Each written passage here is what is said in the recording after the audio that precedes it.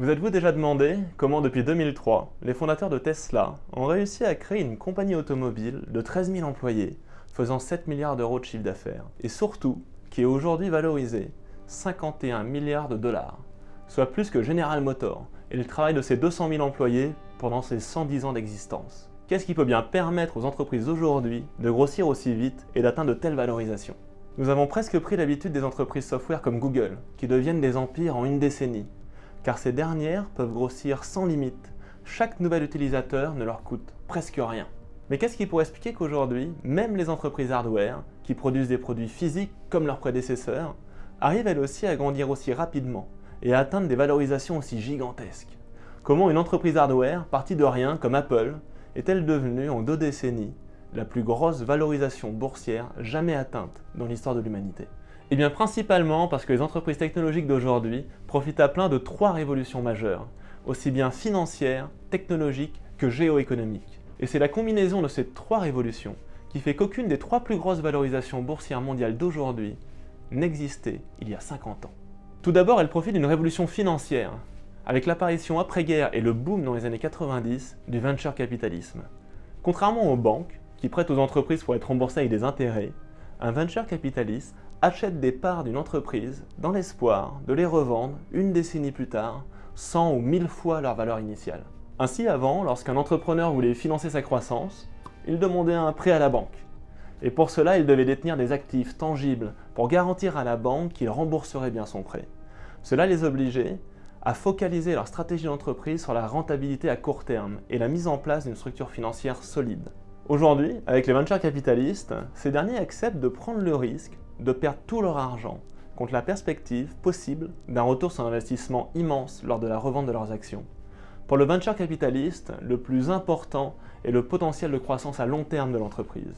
Et cela permet à l'entrepreneur de focaliser la stratégie de son entreprise sur la croissance de son chiffre d'affaires et son déploiement au niveau mondial. Et nous voyons ici pourquoi l'apparition du capital risque a décuplé la vitesse de croissance des entreprises technologiques. La deuxième révolution dont ont profité les entrepreneurs est technologique. Et vous la connaissez tous, c'est le web. Et cela a eu 2 impacts. Avant, pour développer un produit, il fallait faire une étude de marché, le développer, puis essayer de le vendre pour voir si le marché en voulait.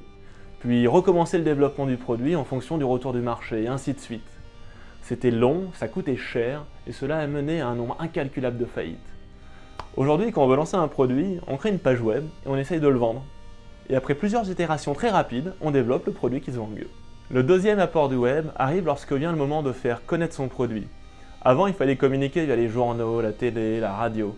Des médias chers, spécifiques, chronophages et terriblement locaux. Enfin bref, c'était l'enfer.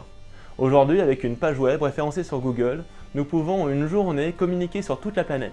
Cela vous permet de penser sur des marchés 100 fois plus gros dès le lancement de votre produit. La troisième révolution, c'est celle de la distribution mondialisée. Amazon, par exemple, peut distribuer aussi facilement votre produit dans votre pays d'origine qu'aux antipodes. Et cela permet tout simplement de faire des business plans au niveau mondial dès la première année de création d'entreprise.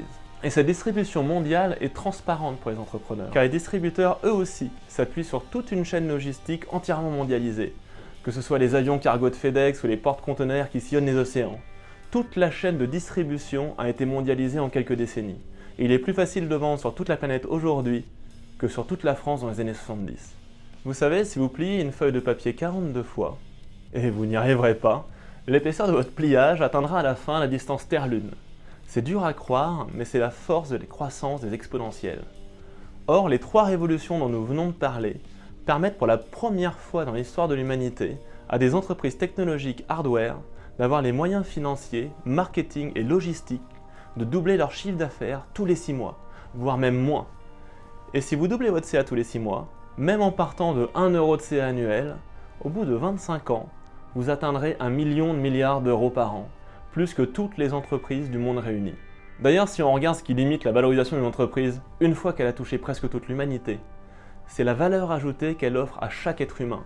Et c'est en partie pour ça qu'aujourd'hui encore, Apple vaut plus que Google.